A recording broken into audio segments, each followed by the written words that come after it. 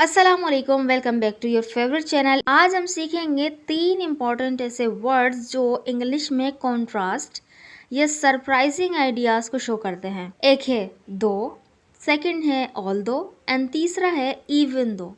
इन तीनों का इस्तेमाल काफ़ी सिमिलर है लेकिन थोड़ा डिफरेंट कॉन्टेक्स्ट में। तो चलिए शुरू करते हैं और हर वर्ड के एग्जाम्पल के साथ समझते हैं कि किस तरह से इसको इस्तेमाल किया जा सकता है। सबसे पहले हम करते हैं बात दो की। दो को यूजली हम सेंटेंस के एंड या बीच में यूज़ करते हैं। ये कॉन्ट्रास्ट या सरप्राइजिंग आइडिया को शो करता है। बेसिकली दो को अक्सर हम सेंटेंस के एंड या बीच में रखेंगे।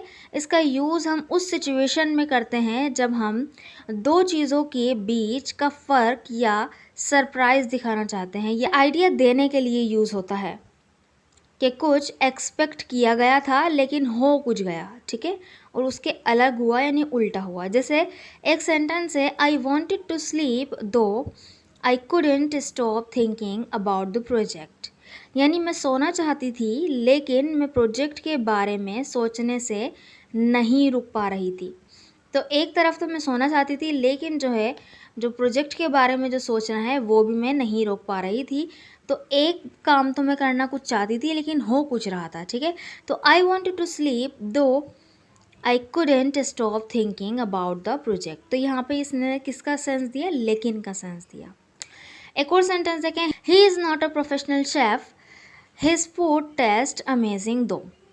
ठीक है, वो प्रोफेशनल शेफ़ नहीं है लेकिन उसका जो खाना है वो कमाल का है, लेकिन फिर भी उसका खाना कमाल का है। एक और सेंटेंस देखें, I like coffee I don't drink it often दो। मुझे कॉफ़ी पसंद है लेकिन मैं उसे ज़्यादा नहीं पीता। तो I like coffee I don't drink it often दो, ठीक है। इसी तरह से एक और सेंटेंस देखें, दो it was raining we went out for a walk. बारिश हो रही थी लेकिन हम बाहर वॉक पर गए। तो जो है बारिश भी हो रही थी लेकिन फिर भी क्या गए? वॉक पर गए। सही है। एक सेंटेंस आपके लिए, उसने ज़्यादा पढ़ाई नहीं की लेकिन वो एग्ज़ाम में पास हो गई।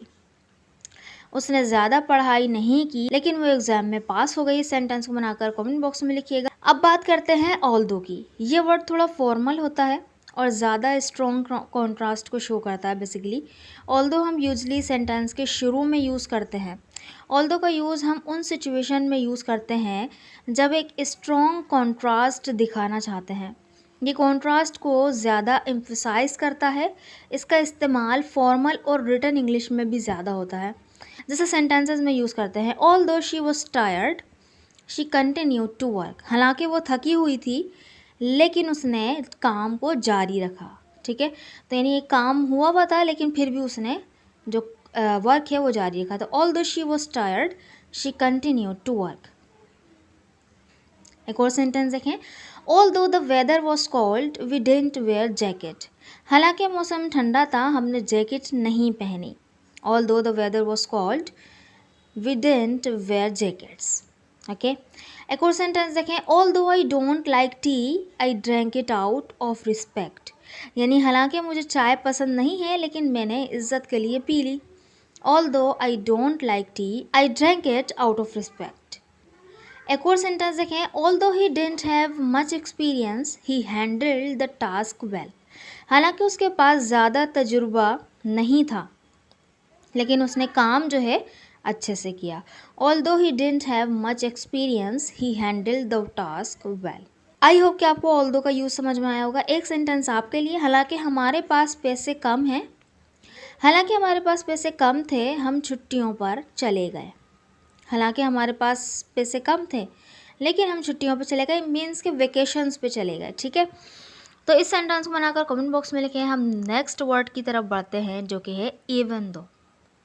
और अब इवन दो की बात करते हैं। ये फ्रेज़ सबसे ज़्यादा स्ट्रॉन्ग कॉन्ट्रास्ट को शो करता है, यानी ऑल्दो से भी ज़्यादा। जब आप कहना चाहें कि कोई चीज़ बिल्कुल अनएक्सपेक्टेड थी तब हम इवन दो का यूज़ करेंगे। तो इवन दो का यूज़ हम जब करते हैं जब हम सिचुएशन में एक बिल्कुल अनएक्सपेक्टेड रिजल्ट या कॉन्ट्रास्ट को दिखाना चाहते हैं। ये फ्रेज़ दो चीज़ों के बीच का फ़र्क और सरप्राइज़ को ज़्यादा हाईलाइट करता है। जैसे सेंटेंस है, even though he is rich he lives a simple life. हालांकि वो अमीर है लेकिन वो एक सादी ज़िंदगी गुजारता है। ठीक है, तो अमीर होने की हैसियत से तो उसे लग्जूरियस लाइफ गुजारनी चाहिए, लेकिन उसके अपोजिट ही वो करता है, वो सिंपल ज़िंदगी गुजारता है। तो even though he is rich, he lives a simple life. ठीक है, एक और सेंटेंस देखें, even though I was scared I went on the stage. हालांकि मुझे डर लग रहा था लेकिन मैं स्टेज पर गया। Even though I was scared, I went on the stage. एक और सेंटेंस देखें, Even though the exam was difficult, she scored well. हालांकि एग्ज़ाम मुश्किल था लेकिन उसने अच्छे मार्क्स लिए। Even though the exam was difficult, she scored well. एक और सेंटेंस देखें, Even though we left early, we still arrived late. Even though we left early, we still arrived late. हालांकि हम जल्दी निकले थे लेकिन हम देर से पहुँचे। ठीक है, तो दोनों में आपने देखा काफ़ी हद तक बहुत ज़्यादा कॉन्ट्रास्ट दिखाया गया कि एक जो अनएक्सपेक्टेड चीज़ थी वो हो रही है रिजल्ट में। जैसे even though we left early, हम जल्दी ही निकल गए थे लेकिन फिर भी क्या, हम लेट ही पहुँचे। ठीक है, एक सेंटेंस आपके लिए, हालांकि ये उसका पहला तजुर्बा था लेकिन खाना बहुत अच्छा बना। हालांकि ये उसका पहला तजुर्बा था लेकिन खाना बहुत अच्छा बना। इस सेंटेंस को बनाकर ज़रूर कमेंट बॉक्स में लिखिएगा ताकि मुझे पता चले कि आपको वीडियो समझ में आई कि नहीं। सो आज हमने सीखा दो, ऑल दो और इवन दो का इस्तेमाल, इन तीनों वर्ड्स का यूज़ करके आप अपनी इंग्लिश को और बेहतर बना सकते हैं और कॉन्ट्रास्ट का सरप्राइजिंग आइडियाज़ को अच्छे से एक्सप्रेस कर सकते हैं। अगर ये लेसन आपको हेल्पफुल लगा तो वीडियो को लाइक करें, अपने दोस्तों के साथ शेयर करें और हमारे चैनल को ज़रूर सब्सक्राइब कर लीजिएगा। बेल आइकन को ऑल पे सेट ज़रूर कर लीजिएगा ताकि आने वाली वीडियोस के नोटिफिकेशंस आपको बर वक्त मिलते रहें। और प्रैक्टिस करते रहिएगा, सीखते रहिए और याद रखें हर दिन बेहतर होना है। Thank you so much. और हमारी पीडीएफ, अगर आप हमारी पीडीएफ बुक्स बाय करना चाहते हैं, एक है स्ट्रक्चर बुक और एक है हमारी वोकेबलरी बुक, अगर आप दोनों बाय करना चाहते हैं तो इस नंबर पर मुझे व्हाट्सएप कीजिएगा 0319639747 0319639747। अगर आप पाकिस्तान से नहीं है, दूसरी कंट्री से है, तो बस 92 आपने कोड लगाना है, 0 को हटा के, यानी 923196397474। इस नंबर पर मुझे कांटेक्ट कीजिएगा, मैं आपको सारी डिटेल बता दूंगी। Thank you so much.